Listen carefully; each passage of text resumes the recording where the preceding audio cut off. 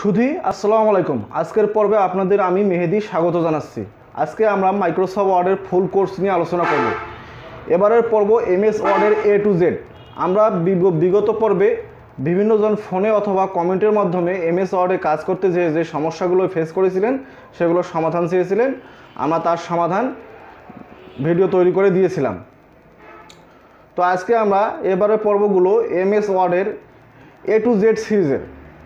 এই সিরিজের পর্বগুলো হচ্ছে মাইক্রোসফট ওয়ার্ডের একদম শুরু থেকে home, insert, page layout, reference, mailing, review, view, অ্যাডসিন এবং পাশে আছে অ্যাডভান্স অপশান। এই রিবনগুলো আছে একদম প্রথম থেকে শেষ পর্যন্ত আমরা পর্যায়ক্রমে এই 10টা ভিডিও তৈরি করব। আমাদের এই 10টা ভিডিও আপনারা যদি অবশ্যই দেখেন, একটাও মিস না করেন, তাহলে এমএস ওয়ার্ডের আপনি বস হয়ে যাবেন। আপনাকে আর এমএস ওয়ার্ড শিখতে কোনো কম্পিউটার ট্রেনিং সেন্টারে যাওয়া লাগবে না। আর এমএস ওয়ার্ডের এই ভিডিওগুলো আমরা 10টি ভিডিও তৈরি করার পরে এরপরে আমরা আর মাইক্রোসফট ওয়ার্ডে কোনো ভিডিও তৈরি করব না। এরপরে আমরা এক্সেলে এবং এক্সেলের ভিডিওতে গেলে আপনারা আশা করি আরও অনেক মজার কিছু শিখতে পাবেন। আর যারা এমএস ওয়ার্ডটা রপ্ত করে এক্সেল শিখতে যাবেন তাদের জন্য এক্সেলটা খুব তাড়াতাড়ি শেখা হয়ে যাবে। তো বন্ধুরা, আমাদের ভিডিওগুলো ভালো লাগলে অবশ্যই আমাদের চ্যানেলটিকে সাবস্ক্রাইব করবেন এবং পাশের বেল আইকনে ক্লিক করবেন। তো চলুন আমরা বন্ধুরা ডিসপ্লেতে আপনাদেরকে স্বাগতম। আজকে আমরা মাইক্রোসফট ওয়ার্ডের Bangla tutorial full A to Z, আমরা পুরো মাইক্রোসফট ওয়ার্ডের টিউটোরিয়াল এই পর্বে আপনাদেরকে উপস্থাপন করব। আমাদের একদিনে ফুল কোর্স করা সম্ভব না, আমরা এবার শুরু করব। আমরা বিগত পর্বে আমরা বিভিন্নজন বিভিন্নভাবে জানতে চেয়েছিলেন, আমরা সেগুলোর সমাধান ইউটিউবে দিয়েছিলাম। কিন্তু এবার আমরা মাইক্রোসফট ওয়ার্ডের প্রথম থেকে একদম হোম রিবন, আপনারা যে রিবনগুলো দেখতে পাচ্ছেন, home, insert, page layout, reference, mailing, এভাবে পর্যায়ক্রমে আমরা প্রথম থেকে এখন আলোচনা করব এবং এই আলোচনা শেষ করে আমরা মাইক্রোসফট ওয়ার্ডের পর্ব শেষ করব। পরবর্তীতে আমরা মাইক্রোসফট এক্সেলে চলে যাব। তো আমরা মাইক্রোসফট ওয়ার্ড ওপেন করছি। আমাদের হোম মেনুর ভেতরে প্রথমে দেখেন আমাদের আছে কাট অপশান আছে। কাটটা কি? কাট মানে তো বুঝতেই পারতেছেন, কোনো কিছু মুছে ফেলা।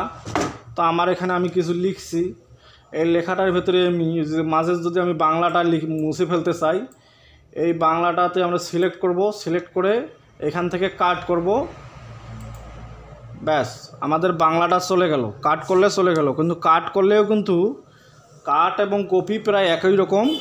কপি করলে জিনিসটা থেকে যায়, কাট করলে থাকে না, কিন্তু জিনিসটা আবার কপি হয়ে আসে।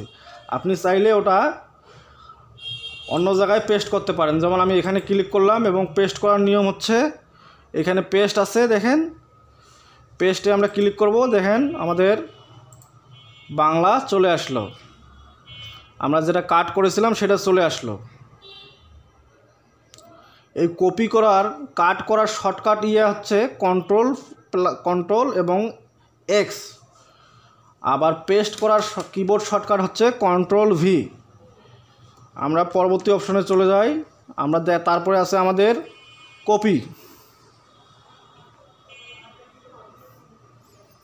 কপি অপশনটা তো আপনারা জানেনই।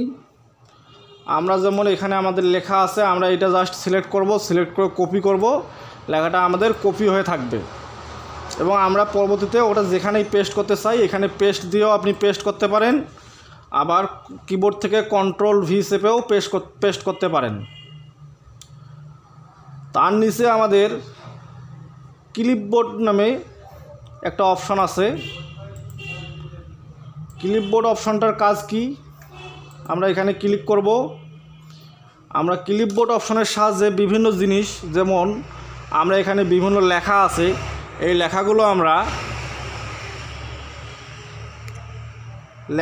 আমরা বিভিন্নভাবে কপি করে রাখতে পারি। কপি করলে আমরা কি হয়, সর্বশেষ যে কপিটা করি, পেস্ট করলে সর্বশেষ কপিটা ইউজ হয়। কিন্তু আপনি চাইলে এখানে এই ক্লিপবোর্ডের সাহায্যে অনেকগুলো আপনি সেভ করে রাখতে পারেন। যেমন আমি এখানে ক্লিয়ার করে দিলাম, ক্লিয়ার করে দিয়ে যে এমএস কথাটাকে আমি কপি করলাম, দেখেন এখানে কিন্তু আমার কপি হয়ে গেছে। আমি জাস্ট এখানে বাংলা ছিল যার কারণে এখানে ইংরেজি অক্ষরটা হয়ে গেছে এবং এটা একটু কেমন দেখাচ্ছে। আসলে আমরা ইংরেজি দিয়ে দেখাই, যেমন এমএসটা আমি কপি করলাম, দেখেন আমাদের আগেরটাও কপি হয়ে আছে ক্লিপবোর্ডে এবং এটাও আছে। আবার বাংলাটাও কপি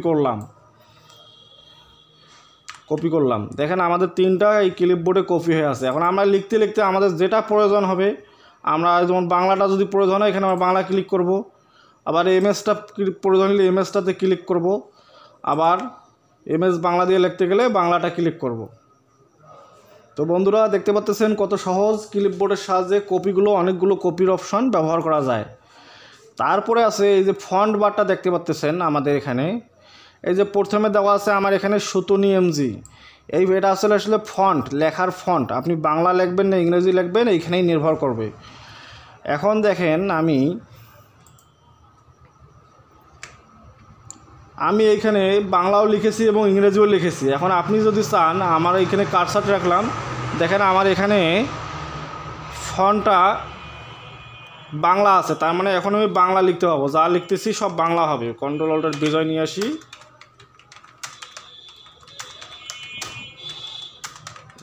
এখন আমি যদি ইংরেজি লিখতে চাই সেক্ষেত্রে আপনি এখানে আবার টাইমস নিউ রোমান দিতে পারেন, ইংরেজি ফন্ট টাইমস নিউ রোমান। এখন আমি লিখব সব ইংরেজি অক্ষর হয়ে যাবে।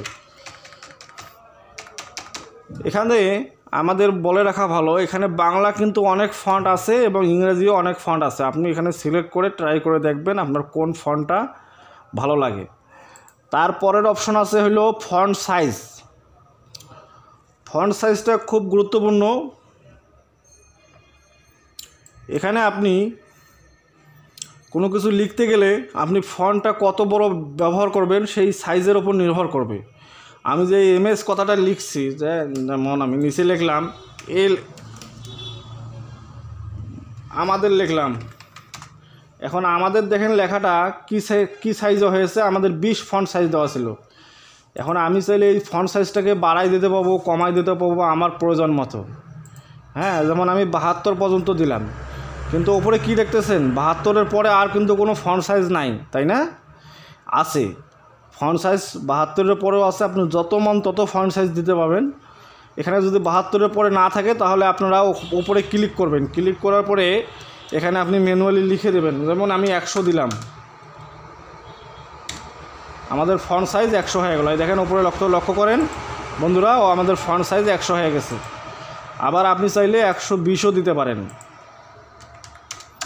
কিবোর্ড থেকে ফন্ট সাইজ বাড়ানো কমানোর নিয়ম হচ্ছে কন্ট্রোল চেপে রেখে, যে ফন্ট আপনি বাড়াবেন কন্ট্রোল চেপে রেখে ব্র্যাকেট ফার্স্ট ব্র্যাকেট চাপবেন, সেকেন্ড ব্র্যাকেট চাপবেন, ফন্ট বাড়বে, ফার্স্ট ব্র্যাকেট চাপবেন, ফন্ট কমবে। তারপরে বন্ধুরা আমরা পরবর্তী অপশনে যাই। আমাদের এখানে দেওয়া আছে বি একটা চিহ্ন দেওয়া আছে, এখানে হলো বোল্ড। আমাদের এই লেখাটাকে আমরা বোল্ড করতে চাইলে এইখানে লেখাটা সিলেক্ট করে এখানে বোল্ড করে দেব, তাহলে লেখাটা আমাদের বোল্ড হবে। আবার এখানে সিলেক্ট করে আবার যদি আমরা বোল্ড করতে না চাই সেক্ষেত্রে এখানে আনবোল্ড করব।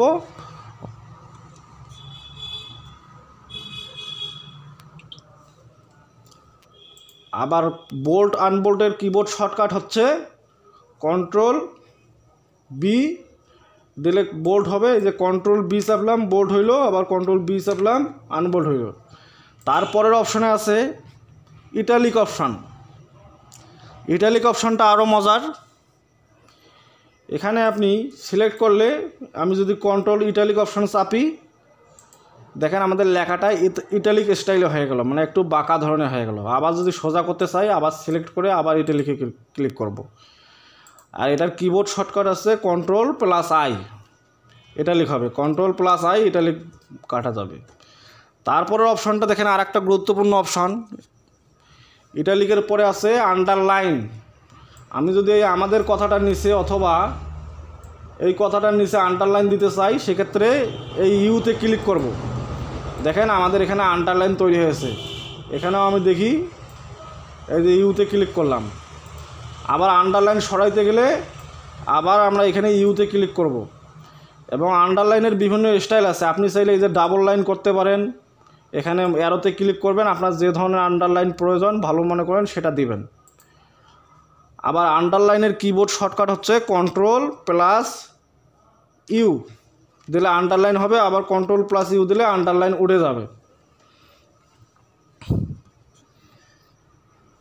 তারপরের অপশানে আছে আমাদের, দেখেন ABCর মধ্যে স্ট্রেক থট, এই অপশানটাতে দিলে লেখাটার মাঝ বরাবর কেটে যাবে। যেমন আমি সিলেক্ট করে স্ট্রেক থটে দিলাম, আমার লেখাটা ক্রস চিহ্ন হয়ে গেল, মাঝ বরাবর কেটে গেল। আবার আমরা যদি এখানে দিই স্ট্রেক থটে যদি আবার ক্লিক করি আবার হবে। তো বন্ধুরা, আজকে আমরা এখানেই শেষ করলাম। আগামী পর্বে আমরা বাকিগুলো দেখাবো, আমাদের সঙ্গেই থাকবেন। আমাদের ভিডিওগুলো ভালো লাগলে অবশ্যই আমাদের চ্যানেলটিকে সাবস্ক্রাইব করবেন এবং পাশের বেল আইকনে ক্লিক করবেন। ভালো থাকবেন, আল্লাহ হাফেজ।